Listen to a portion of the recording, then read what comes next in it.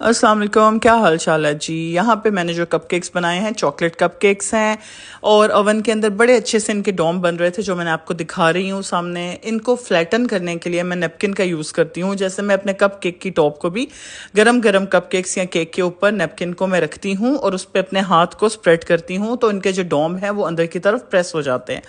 ये एक बड़ी फ़ायदेमंद आपको मैंने टिप बता दी। शर्त है कि आपने गरम गरम केक या कपकेक के ऊपर करना है और ज़्यादा ज़ोर का हाथ नहीं लगाना। यहाँ पे जो मेरी थीम थी वो थी बर्थडे की थीम। मेरे सिग्नेचर बटर क्रीम के फूल थे और साथ दो डिस्क थी जिनके ऊपर मुझे फॉन्डेंट से काम करना था। HBD लिखना था और मैंने अपने फॉन्डेंट के मोल्ड को, सिलिकॉन मोल्ड को यूज़ करते हुए HBD निकाला। मैंने अपने एम्बोसर से प्यारी अम्मी कट आउट किया और यहाँ पे मैं जो हम लोग की CMC ग्लू होती है उससे मैं अपने HBD को अपनी नीचे जो मैंने फॉन्डेंट डिस्क बनाई थी जिसमें मैंने ज़्यादा CMC डाला था ताकि जो डिस्क होती है वो ज़्यादा स्ट्रॉन्ग हार्ड हो जाए, उसके ऊपर मैं ये HBD, उनकी अम्मी का नाम आफ़ी लिख रही थी। और कपकेक्स के ऊपर जब आपने फॉन्डेंट डिस्क लगानी होती है ना तो आपने सबसे पहले यही काम करना होता है। वही बात है, वेदर कंडीशंस मैटर करती हैं। आपकी जो डिस्क होती है वो बहुत हार्ड होनी चाहिए ताकि कपकेक के ऊपर जब आप उसे रखें बटर क्रीम या गनाश के ऊपर तो वो अपनी जगह से डी शेप ना हो। सही हो गया जी। अटैचमेंट के लिए ग्लू ही यूज़ करनी पड़ती है और टूथपिक की मदद से अपने टॉपर्स को या जो आपने छोटे से अल्फ़ाबेट्स लिखे हैं उनको इवन कर सकते हो। दूसरी तरफ जो प्यारी अम्मी था, इसको मैंने करना था गोल्ड डस्ट। गोल्ड डस्ट बहुत से तरीक़ों से बनाई जाती है। कोई लोग जो है वो वनीला एसेंस में मिक्स करते हैं, कोई लेमन एक्सट्रैक्ट में मिक्स करते हैं। एक्सट्रैक्ट भी एसेंस को ही कहते हैं लेकिन एसेंस बहुत स्ट्रॉन्ग अरोमा देता है, इसलिए मैं जो हूँ अपनी गोल्ड डस्ट को सिंपल कुकिंग ऑयल में मिक्स करती हूँ और जितनी मुझे ज़रूरत होती है मैं उतनी ही डस्ट बनाती हूँ। क्यों? इस वजह से क्योंकि जो गोल्ड डस्ट होती है बहुत एक्सपेंसिव होती है। तो पैसे तो आप ही ने दिए होते हैं, आपको खुद पता होना चाहिए कि जो है ना कितनी आपने डस्ट लेनी है, कितना उसमें ड्रॉप्स की सूरत में ऑयल डालना है।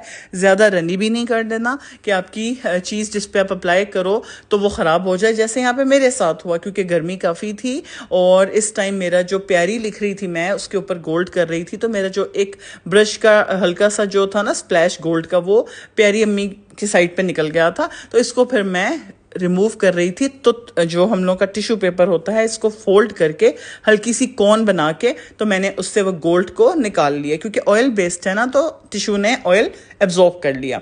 ठीक है, तो इस तरह मैंने इसको वेस्ट नहीं किया। इस टेक्निक से भी आपको एक टिप पता चली कि अगर आपकी गोल्ड डस्ट जो है वो ऑयल बेस्ड जो है वो आगे पीछे कहीं मूव कर जाए तो उसको आप टिश्यू पेपर की मदद से बिल्कुल नोक बना के आप उसे रिमूव क्लीन कर सकते हैं। आपको नया बनाने की ज़रूरत नहीं है अनटिल अगर आपका बहुत ही ज़्यादा बेड़ा गर्क हो जाए चीज़ का तो। ठीक है जी।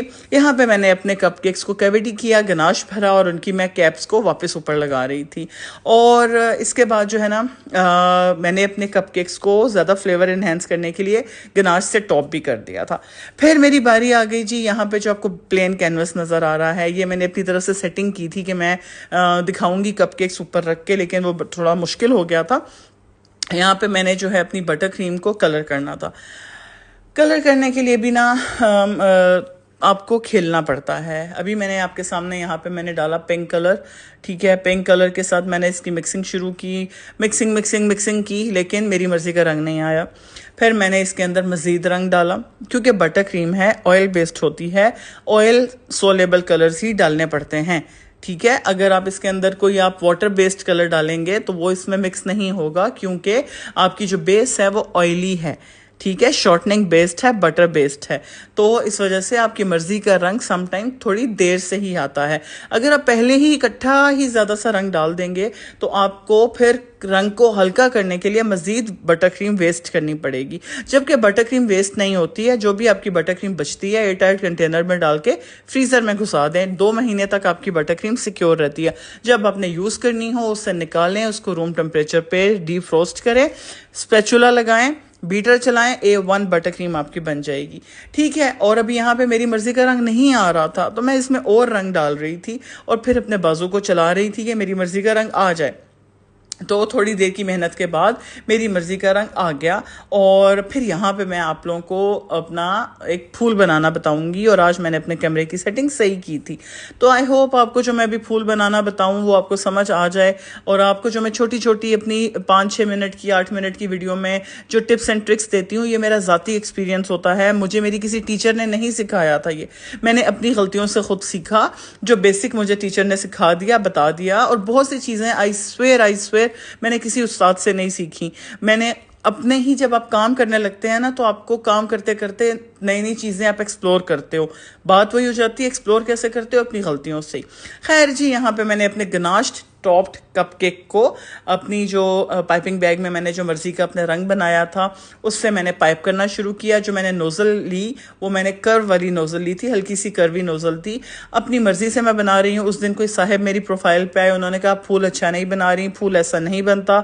तो सबके लिए अर्ज़ है कि हर किसी का फूल बनाने का अपना तरीका होता है। शायद उनकी मर्जी के मुताबिक यह था कि वो क्रीम के फूल बनाते हैं, विप्ड क्रीम के, तो उसके लिए बेस वो बहुत ज़्यादा बड़ी बनाते हैं। मेरे जो बटर क्रीम के फूल होते हैं इसमें मैं बेस इतनी ज़्यादा नहीं बनाती।